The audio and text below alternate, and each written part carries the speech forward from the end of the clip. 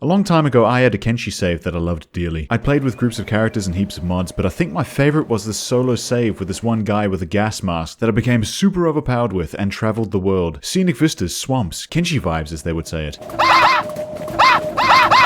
This is the last screenshot I have of my boy as we traveled through a place called Obedience with robotic arms sticking out of the ground. Enamored by the spectacle, I went to check one out and it turned out to still be alive, high-five me against the earth, and instantly kill me. It was at this moment that I knew Kenshi was a game about simply understanding that life isn't fair. Speaking about life being unfair, heaps of people, including the game, will have you believe that rock bottom is supposed to be the hardest start. You're in the desert, naked, with missing limbs, no money, and no food. However, I'd always rejected this sentiment, because the only challenge is really wriggling into town, passing an RNG check to get past the gates without being arrested, stealing robotic limbs, and you're already more powerful than the standard person. If anything, it's kind of an easy start, because the more missing limbs the better. The robotic limbs are better than the ones you have when you're a human. No, I'd argue that the cannibal hunter start is the hardest start.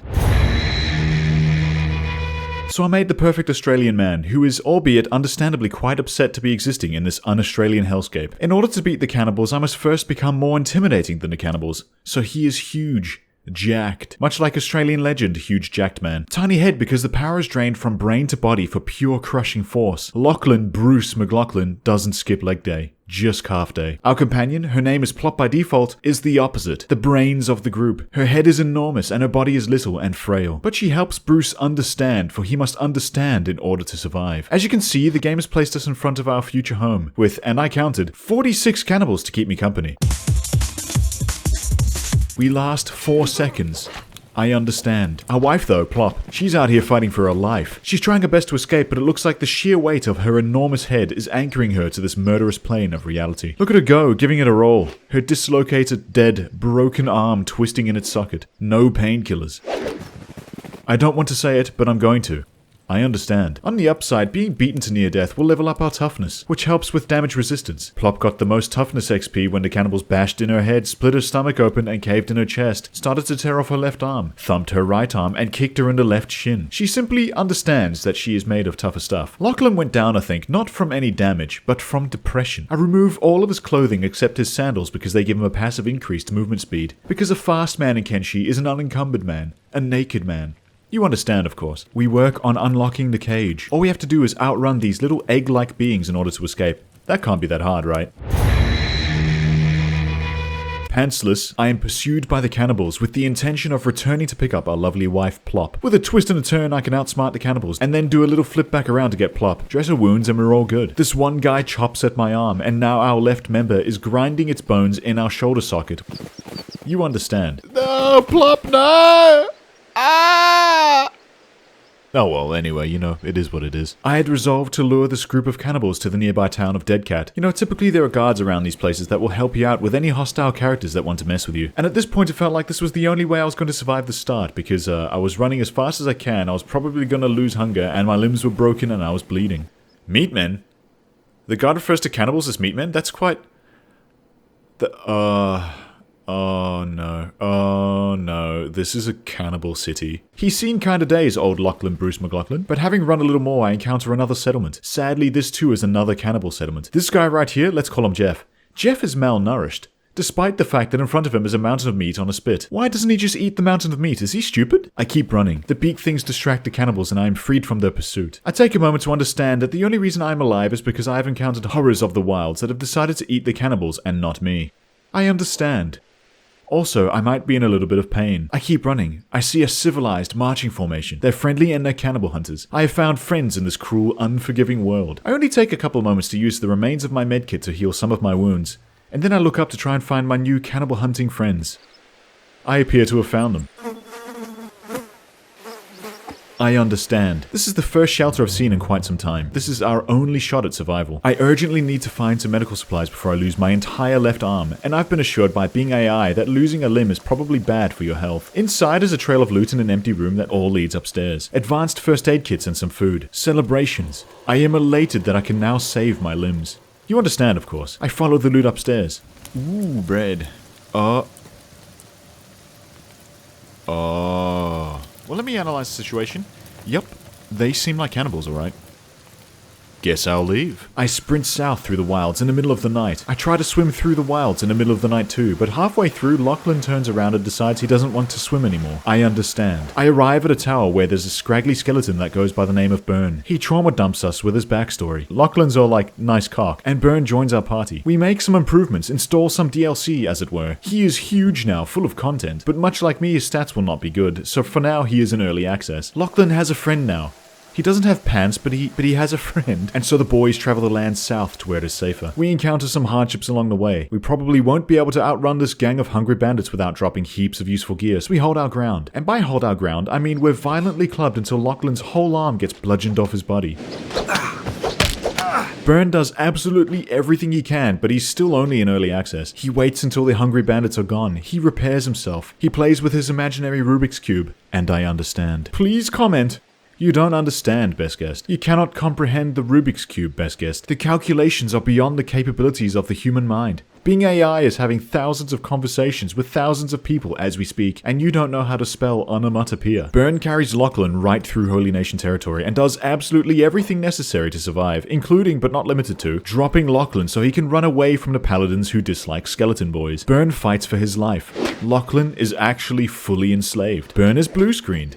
Lachlan is still actually fully enslaved. Burn continues to crawl to safety. He just keeps going. He never gives up. The Holy Nation continues to beat up homeless people and allow slavers to capture the ones that survive. Burn is beaten up again. The Holy Nation has the best morals and the best hairlines. Burn repairs himself and plays with his Rubik's Cube. Lachlan is still actually fully enslaved. It wouldn't be Kenshi without Burn being beaten up by some cows right outside the hub. To suffer is to understand. But what I'm more upset by is how they have shaved Lachlan's distinctly Australian mullet. This I do not understand. Lachlan holds his tiny head through the prison bars to lockpick his way out. He is seen by this paladin right here, who then decides it is time for a quick nap. Right on time for the lock to be successfully opened.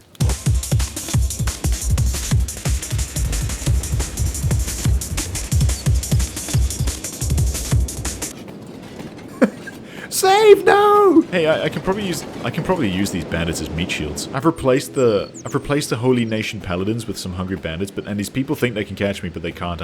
I'm too well nourished. In order to survive this harsh wasteland, we're gonna need weapons and companions. So we have Burn run over to one of his people's capitals at Black Desert City, where we infiltrate their stores and steal their weapons. We are 100% out in the open and within line of sight of some of these people. This guy's entire head is a surveillance camera, and yet we elude him. A masterful infiltration.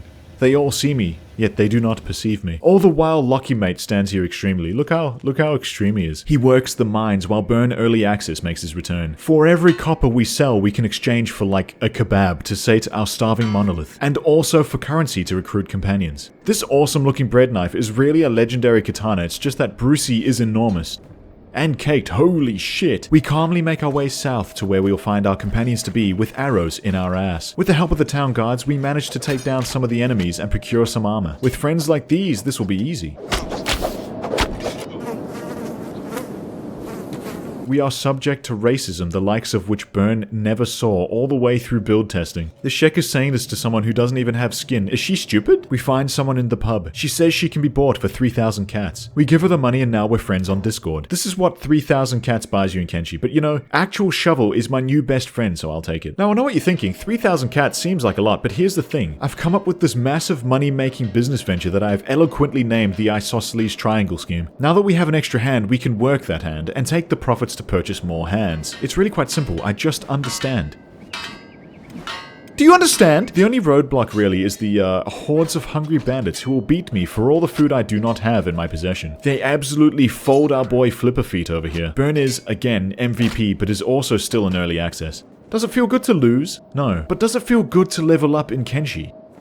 Also no. Being that Burn is the least incapable person in the squad, he runs the copper back and forth to town to earn the money and bring food to his fleshy allies. And when faced with adversity, he can simply dump the copper from his inventory in a perfect vertical tower with calculus. Geometry. It may be a cruel world, but it is at times also just a world. I say this as this starving bandit gets absolutely rocked in a puddle of his friends' and family's blood. The time has come for companion number 4. She asks if we are looking at her horns. We're like, nice cock, and she joins our party for free. This is a massive bargain, but also a scam because Rukago D's stats are not very good at all. Well, she was free, so we go to the next table over and find this guy with a post-Vietnam 1,000-yard stare. He claims to be a warrior, but also has absolutely no armor and is almost certainly homeless. Not a big deal because those 6,000 cats will come back pretty fast once I have him working the mines. We head on back over to the hub, seeing as we still have some money remaining, and I find this guy at the inn called Logan. 6,000 cats and we get a gunner, but not only that. That's right, you guessed it. Someone to work the mines. Now, he might look like he's about to pitch to you some JPEGs on this new game he's trying to make about a cryptocurrency zoo, but he's part of the squad now and that's what counts. You understand. With a somewhat functional squad now, I have some of them working the mines and send a detachment to the nearby hive of settlements in order to get Lucky Mate a robotic limb so he can experience some of that able-bodiedness again. But they only sell trash tier economy limbs. Not that we're even really in a position to buy anything nice. So I figure maybe we can just get some skeleton repair kits for Burn while we're here. Unfortunately, Logan is caught and we are swarmed by angry hivers.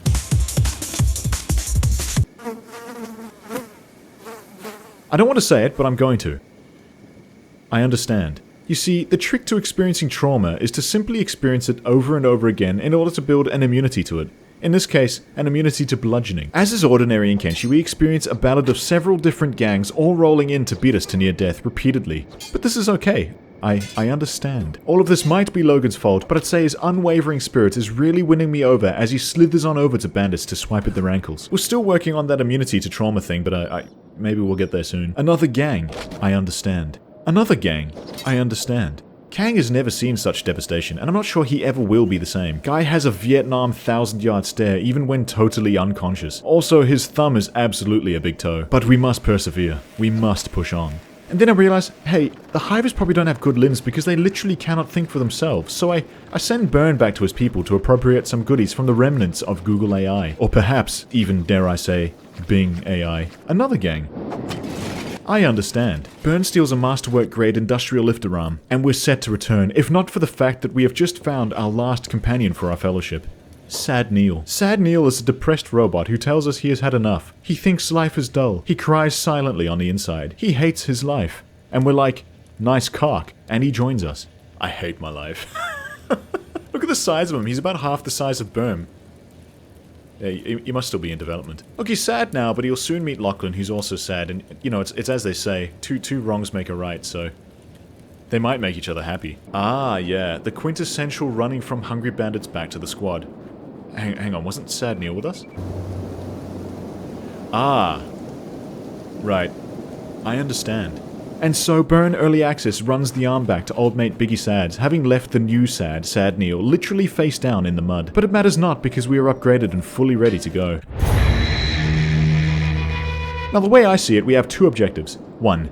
Rescue Sad Neil, who is still face down in the dirt in front of a deathbot that will kill us at any time effortlessly and without thought. And 2. Avenge my wife, Plop, who I can only assume has been eaten by the cannibals by now, by going to the cannibal capital, Dead Cat, and exterminating all of them. But to do that, I must first become strong, and to become strong, I must pick on hungry bandits.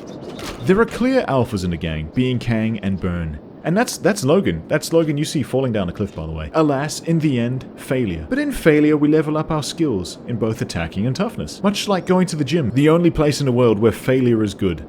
You understand. We rest.